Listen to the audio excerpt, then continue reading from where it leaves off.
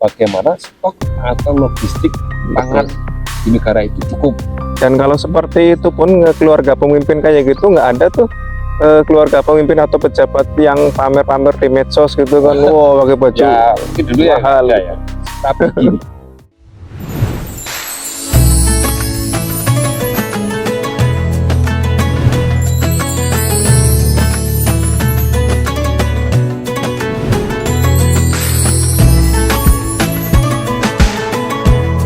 Assalamualaikum warahmatullahi wabarakatuh. Sobat Berbuka yang dirahmati Allah Subhanahu wa taala, alhamdulillah kita sudah memasuki pekan berapa tadi ya? Ramadan ini kita? kalau Ramadan biasanya kan dibagi per 10 hari. Iya. Kita alhamdulillah sudah masuk di 10 hari yang kedua. 10 hari yang kedua di bulan Ramadan. Jadi pekan kedua kalau hitungannya ya, kalau kita menghitung dengan menggunakan pekan gitu. Iya. Tapi sebenarnya kita juga berpuasa di 3 bulan gitu. Itu Tahun ini 3 bulan kita. Iya. bulan Di, apa aja? di bulan Maret, di bulan April, dan di bulan Ramadan itu sendiri. Oh. Ya, gitu. Jadi kita borong ya. Mudah-mudahan kita semua dalam keadaan sehat selalu ya, teman-teman di teman berbuka ya. Kita sekarang berada di lapangan golf ya, tapi nggak main golf sih, cuma numpang aja gitu ya. Tapi ini aman kan? Insya Allah, Mas. Oh, tahu-tahu ada bola melayang gitu kan. Insya Allah dilindungi Allah. Insya Allah aman gitu ya. Kalaupun kena mudah-mudahan syahid ya. Iya. Nah ini ngomong-ngomong tema pembahasan kita apa nih? Sore hari ini kita agak membahas yang mungkin dibilang berat ya berat, Iya. dibilang ringan ya ringan. Ah, Ya, kita simpel saja Ah. nanti terkait dengan kepemimpinan. wih luar Tapi kita biasa akan fokuskan kepemimpinan. nanti ya Ah, kepemimpinan dalam Islam seperti apa. Bahwa pemimpin di dalam Islam itu ternyata adalah sebagai pelayan umat. oh luar biasa. Pemimpin dalam Islam adalah pelayan umat. Pembahasan kita pada pekan ini ya. Jadi kita nunggu berbuka sambil ngopi ya tadi ya. Iya, ngobrol perkara Islam. Yang ngopinya itu tadi tentang pemimpin. Nah, masalahnya nih mungkin kita perlu difokuskan dulu nih, pemimpinnya nih pemimpin partai ke organisasi kah atau pemimpin negara kah yang akan kita bahas. Ya, Islam ini punya sistem kepemimpinan. Mm-mm. Jadi selain mengatur terkait masalah ibadah, masalah muamalah, ukubat, nah ini kaitannya dengan ukubat juga. Ada sistem pemerintahan atau kepemimpinan Heeh, yang sebenarnya difokuskan bahwa pemimpin di dalam Islam itu ya pelayan umat. Pelayan umat ya. Ya. Justru pemimpin malah jadi pelayan gitu ya. Ini kayak paradoks gitu ya. Ya, sepertinya seperti Iya, itu. seperti gitu ya. Tapi Ini unik sebenarnya ini. itu adalah sebagai wujud tanggung jawab. Oh, Dalam Islam, betul. pemimpin itu nggak mudah. Mm-mm. Menjabat sebagai seorang pemimpin di dalam Islam ya, yang kita bicarakan adalah kepemimpinan dalam kenegaraan. Oh, negara. Oke, Kenegaraan. siap. Jadi Islam juga punya sistem pemerintahan. Oh, Nah, kalau kita sebut ya sistem kekhilafahan lah yang sering kita dapatkan ya. Nah, dalam sistem pemerintahan Islam ini pemimpinnya itu punya kewajiban untuk memberikan pelayanan kepada umat. Jadi tidak kemudian pemimpin itu menjadi yang dilayani. Nah, ya, sering yang kita lihat kan pemimpin itu ketika ya katakanlah mau lewat saja benar, itu banyak sekali pelayanannya, benar. mulai dari kendaraannya, kemudian pengawal-pengawalnya, Iya, pengamanannya, protokoler dan lain-lain. ya, Iya. itu kan bentuk pelayanan terhadap pemimpin. Nah, justru jadi lucu kadang gitu, Tat. Ini ada semacam anekdot nih. Senang kalau dia didatengin pemimpin sekelas presiden dan sebagainya. Iya. Soalnya jalannya rusak bertahun-tahun, tiba-tiba dalam hitungan jam jadi bagus gitu. Iya. Karena untuk melayani itu tadi. Jadi kaitannya dengan pelayanan tadi termasuk jalan itu. Nah, itu menjadi salah satu layanan dari seorang pemimpin dalam Islam terhadap umatnya. Oh, nah kalau jalan, misal ngambil kasus jalan tadi nih, justru yang pemimpinnya itu ya, yang kemudian yang baikin jalannya gitu ya, Harus. bukan kita yang mau dikunjungi gitu ya. Iya. Jadi pemimpin ya katakanlah layanan-layanan Hmm. nanti yang akan diberikan kepada rakyatnya, kepada umatnya, itu adalah terkait dengan kebutuhan pokok. Ya. Kebutuhan pokoknya apa ya, mulai dari sandangnya, Oh, pangannya, kemudian kesehatan, berkembang nanti dengan fasilitas umum, kemudian kesehatan, apalagi keamanan, pendidikan. Islam Islam dengan agama nih ngurusin kayak gitu juga ya? Ya iya. Oh, bukan cuma sekedar nih nih ibadah haji, urusan pemakaman, Ya. kemudian urusan rumah ibadah, bikin rumah ibadah itu bukan cuma sekedar itu ya? Oh, enggak. Jadi Islam itu adalah agama yang sudah lengkap, agama yang sudah Allah sempurnakan. Kemudian Islam itu sendiri juga sudah dilengkapi dengan instrumen-instrumen agar bagaimana manusia ini hidup dengan layak sebagai manusia.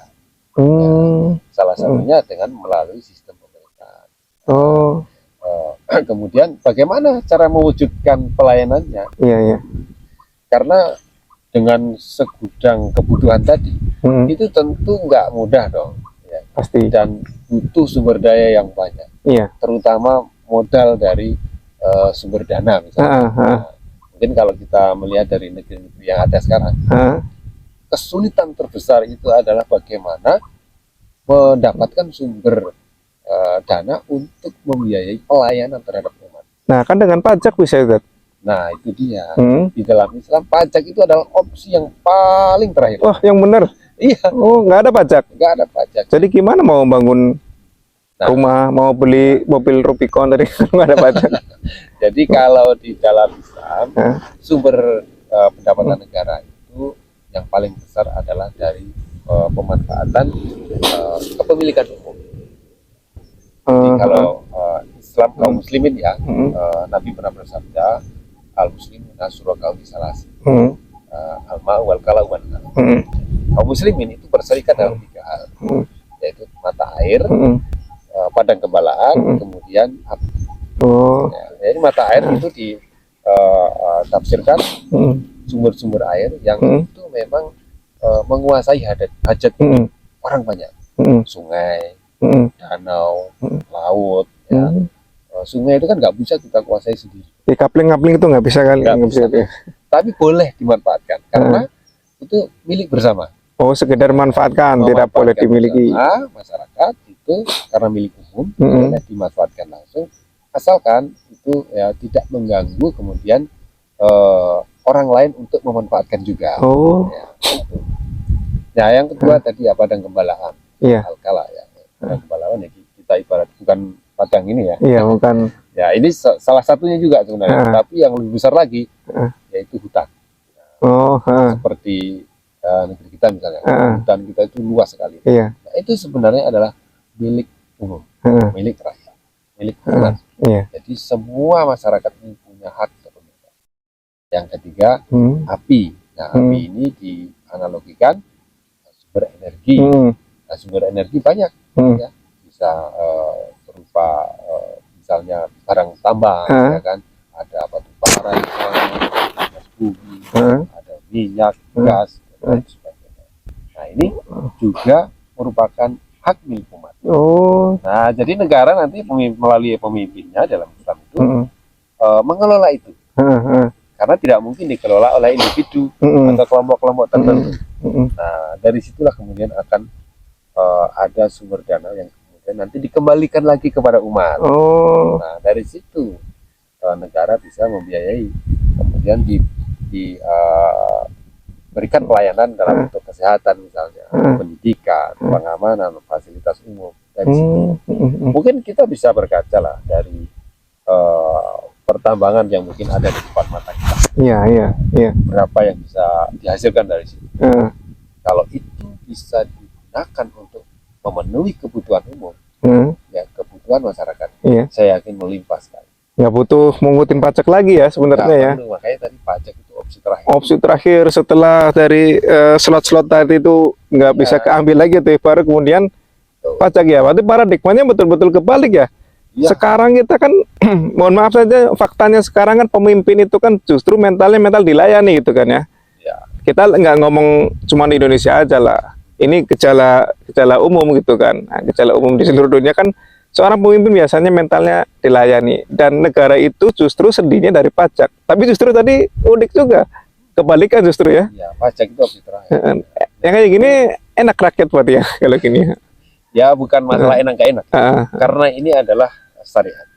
Ya, di mana Islam sudah memberikan guidance seperti itu. Nah, petunjuknya seperti itu.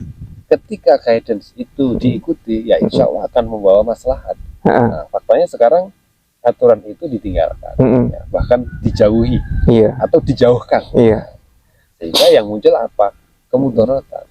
Ya, mungkin kalau di daerah-daerah tertentu ya, misalnya masyarakatnya di sekitar itu ada pertambangan, tapi masyarakatnya nggak sejahtera. Iya, cuman kena debunya aja kan, nah, itu sama macetnya gitu kan. Nah, begitulah fakta ketika aturan di dalam Islam itu cuman ngurusin itu saja atau ada yang lain lagi? Ya, pemimpin di dalam Islam itu ya tidak sekedar melayani. Dia punya kewajiban juga. Yang pertama terkait dengan Hirasatuddin. Apa itu? Dia harus menjaga agama. Oh, iya. Jadi agama umat ini harus dijaga. Supaya apa? Supaya tidak terjadi kesesatan, tidak terjadi pemurtadan. Iya. Ya, ini harus dijaga. Tidak muncul aliran-aliran aneh, ada Gatoloco lah, gandul apa itulah gitu ya. Nah, itu bisa dicegah ketika kemudian negara menjaganya melalui pemimpin. Nah, bagaimana caranya? Ya harus diperkuat akidahnya. Nah, negara membuat instrumen bagaimana supaya akidah umat itu terjaga. Pendidikan mulai dari usia dini, agama itu dikuatkan. Tidak sekedar perkara ibadah, amalah, tapi perkara siasah itu juga diajarkan. Supaya apa? Yaitu menjaga akidah. Betul-betul pemikiran juga dijaga gitu Ustaz ya. Nah, dan itu juga akan memberikan kesatuan bagi seluruh kaum muslim. Nah, menarik ini kaum muslimin. Sedangkan negara itu kan komposisinya nggak cuma muslim saja gitu kan. Nah, ini nasib non muslim gimana nih saudara kita yang non muslim ini? Ustaz? Tenang saja. Jadi non muslim dalam Islam itu nggak akan diganggu. Oh enggak, ini loh, negara Islam loh, pemimpinnya Islam kan. Yuk Islam ya, kalau enggak di setrum gitu, enggak gitu ya. Enggak begitu. Jadi Islam itu adalah agama yang damai, agama yang mengajarkan persaudaraan. Jadi Rasulullah sendiri pernah mengatakan bahwa ketika ada saudara-saudara yang kemudian menyakiti kaum kafir zimmi, ya artinya orang-orang non Muslim yang berada di bawah lindungannya, maka dia seperti menyakiti beliau. Nah, makanya mereka juga dijaga. Hak-haknya juga sama. Nah, terkait dengan pelayanan umum sama. Tadi masalah kesehatan, tidak dibeda-bedakan. Masalah keamanan, masalah fasilitas. Agamanya dijaga nggak? Nah, masalah agamanya itu sesuai dengan surat Al-Kahfi. Ya, bagimu agamamu, bagimu agamamu. Tapi tetap, ya namanya dakwah tetap disampaikan. Tapi tidak ada paksaan. Dan tempat-temmat ibadah juga nggak ditutup gitu ya, nggak dilarang gitu ya. Biarkan saja. Biarkan saja. Mereka yang masih punya keyakinan ya dipersilakan. Iya, nih barangkali ditonton sama non Muslim acara ini barangkali kan. Nah, jadi biar tahu kan, nggak usah khawatir. Kalau Muslim ya Islam tetap menjaga toleransi. Ngomong-ngomong soal kepemimpinan dalam Islam tadi kan dibawa ke ranah negara. Kita ada beberapa fakta traumatis lah tentang negara Islam yang kemarin-kemarin itu ISIS. Sebelum ke sana tadi kan terkait dengan tugas ya. Tadi tugasnya lupa. Ada satu lagi, ya. Satu lagi terkait dengan riayah terhadap umat. Sebenarnya tadi juga kita singgung. Nah, jadi kemudian selain menjaga agama, pemimpin dalam Islam ini juga punya kewajiban untuk bagaimana urusan dunia dari rakyatnya ini bisa terselesaikan, terutama dengan kebutuhan pokoknya itu harus terpenuhi. Jadi kalau mungkin ada kisah yang mungkin sangat masyhur ya.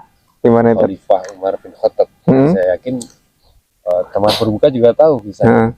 Di mana Umar bin Khattab ini suka berjalan-jalan ya, keliling malam hari untuk melihat kondisi warganya lah. Berarti ribuan tahun sebelum ini juga ada belusukan gitu ya? Nah, itu konteks belusukan itu sudah dilakukan. Sudah dilakukan gitu ya? Itu nggak bawa wartawan. Tanpa paparasi dan juga tanpa publikasi ya?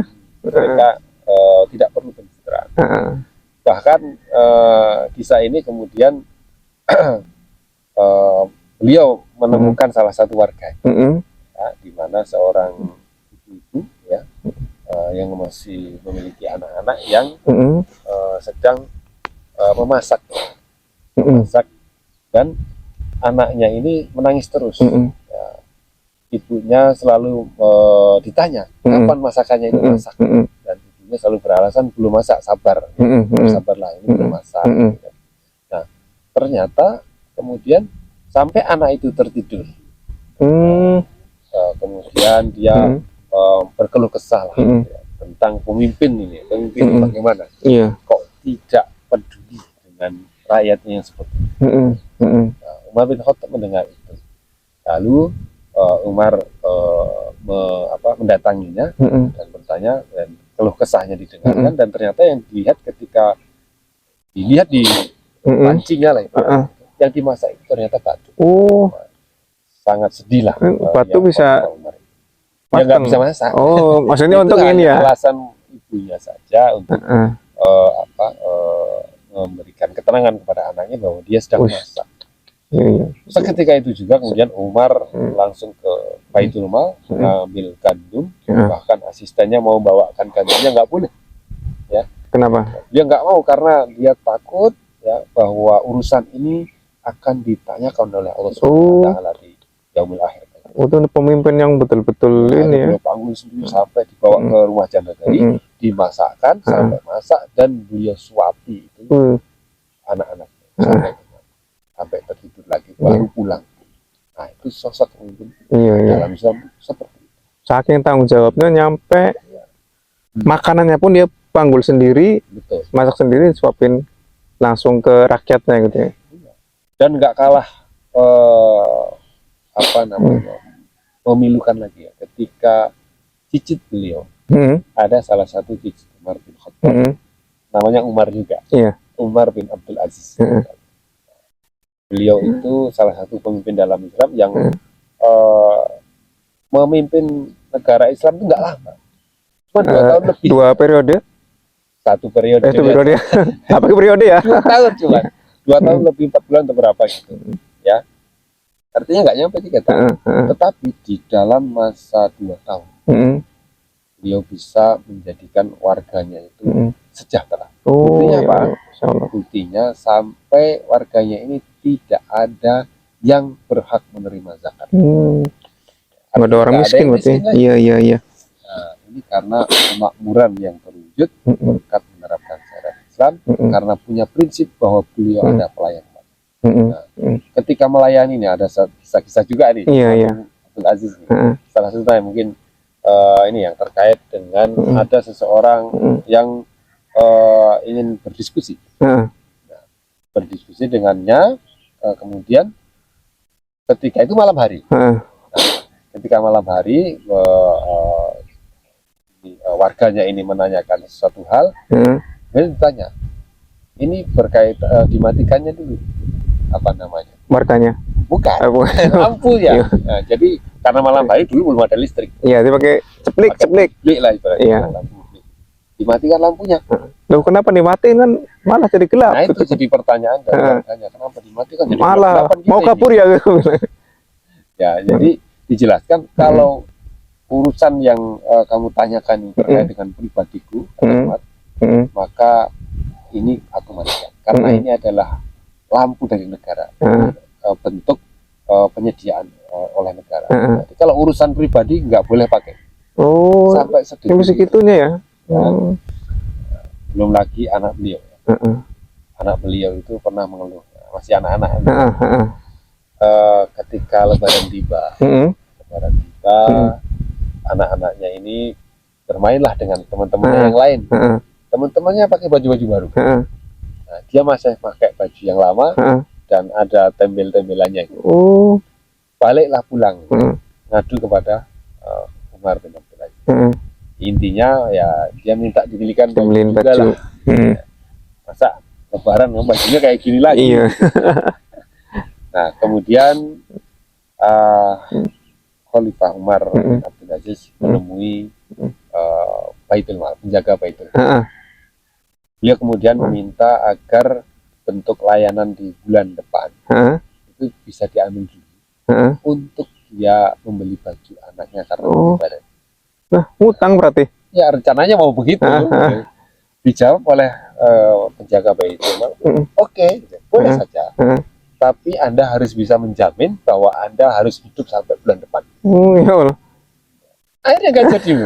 Siapa yang bisa menjamin kita bisa hidup sampai bulan depan?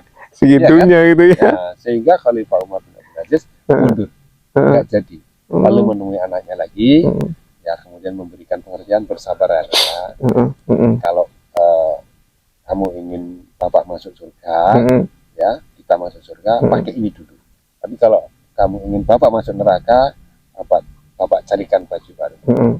Anaknya mengerti dan dia pinginnya pakai baju ini saja. Biar kita sama-sama masuk surga. Allah, segitunya ya. Luar biasa. Itu seorang pemimpin negara mau beli baju anaknya nggak bisa. Nah, mau beli baju aja begitu susahnya. Saking punya prinsipnya untuk melayani warganya dulu. Iya, saking menjaga itu perasaan ini. Jadi, juga kali ya. Kalau kita bayangkan mungkin masalah makan misalnya, bukan mikir bagaimana hari ini kita makan, tapi bagaimana rakyatku hari ini makan semua. Jadi berpikirnya luas begitu. Jadi ketika berpikir seperti itu, dia akan berpikir bagaimana stok atau logistik pangan di negara itu cukup.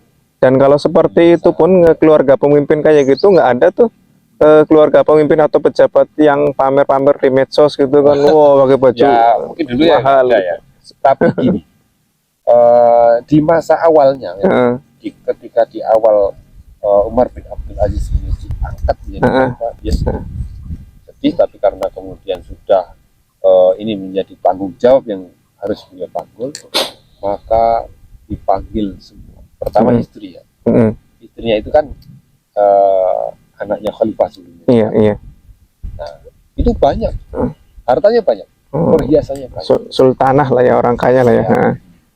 Di bangsawan. Ketika melihat kondisi warga masyarakat itu yang banyak yang masih kekurangan, minta kepada istrinya untuk menyerahkan semua hartanya. Biar? Ya sebagai apa namanya nanti digunakan sebagai bentuk pelayanan pada harta pribadi ya, harta pribadi itu dibagi-bagi. Oh. Setelah istrinya lalu keluarganya, keluarga kerabat kerajaan itu semua. Setelah kerabat keluarga kemudian pejabat-pejabat. Ini akhirnya keluarganya banyak yang nggak ngaku saudaranya nih. Ya, akhirnya ya banyak yang marah. Ya nggak setuju, masa sama segitunya kita mau diambil semua. Ya, ini adalah keputusan Khalifah. Jadi beliau ambil itu, kemudian setelah itu mereka terkumpul, tidak ada lagi pejabat yang punya harta berlebih, dipanggillah warga miskin. Warga miskin mana? Panggil. Siapa yang masih kekurangan kasih. Setelah itu dipanggil lagi, siapa yang dulu dizolimi oleh pejabat negara, siapa yang dulu dizolimi oleh dipukuli oleh anak petugas pajak, ya.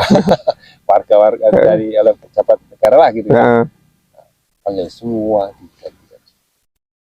Nah, itu bentuk bagaimana kemudian mengikis budaya dari pejabat-pejabat negara agar tidak menumpuk kekayaan.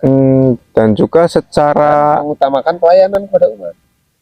Kepekaan masyarakat juga pasti peka banget ya. Pemimpin Islam kan dia, kalau sekarang mungkin kan ya ada banyak warga miskin tapi ya rumah kita tetap mentereng, mobilnya tetap bagus.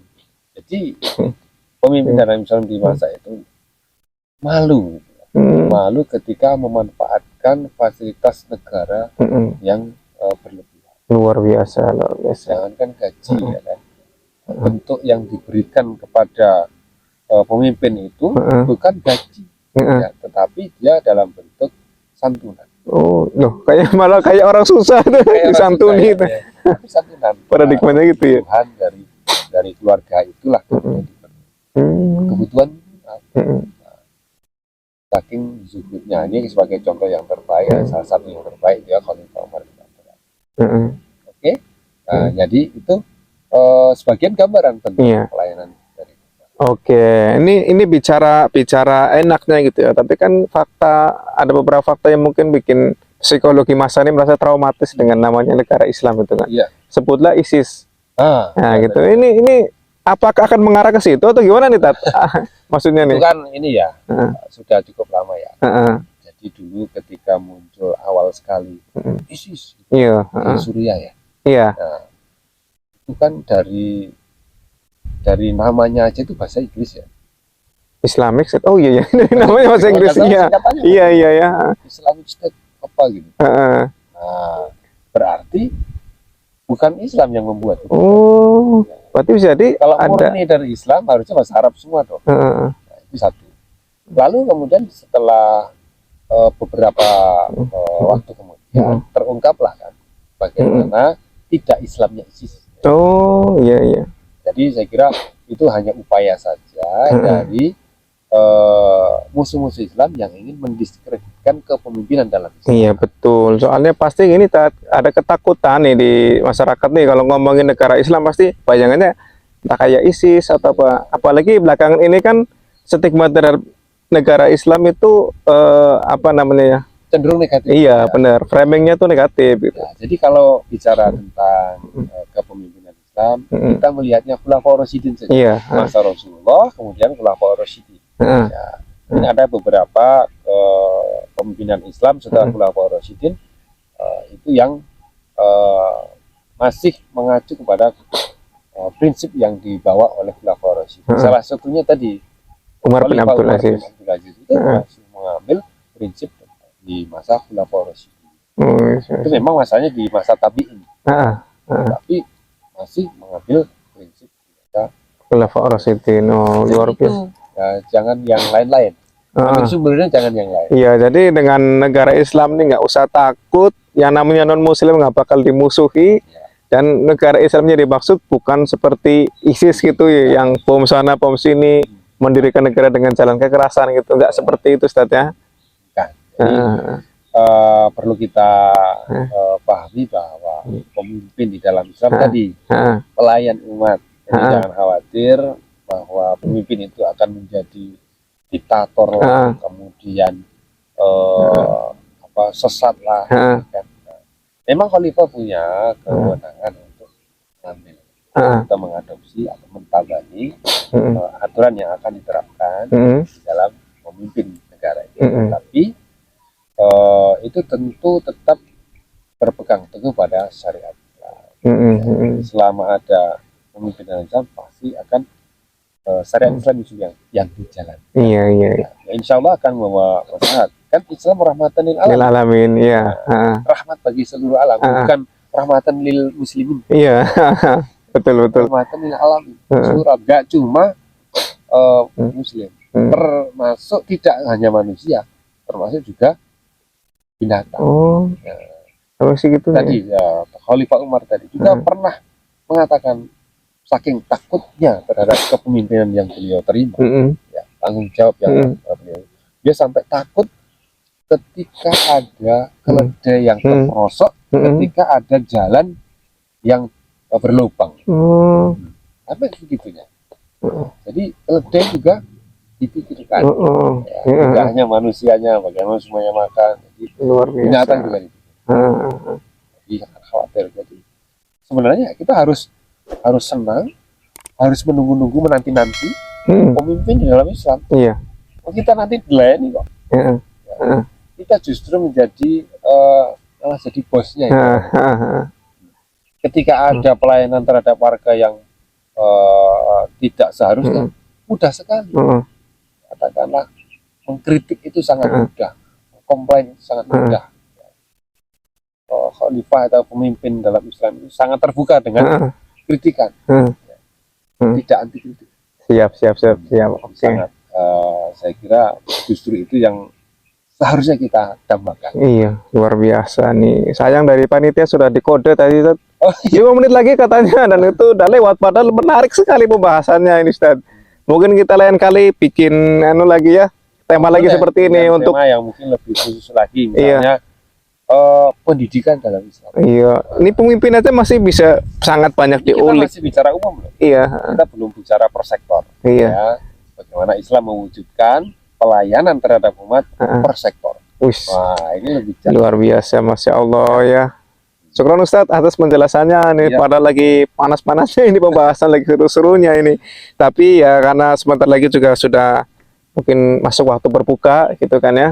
Ya. Dan jangan khawatir ya, untuk bukaan sudah disiapkan gitu ya, di rumah masing-masing gitu ya. Kalau kita ya nanti pulang pulang ke rumah dulu ya. Mungkin ada sebelum ini Ustadz, sebelum kita pamit dengan teman berbuka ini ada yang perlu disampaikan mungkin? Ya.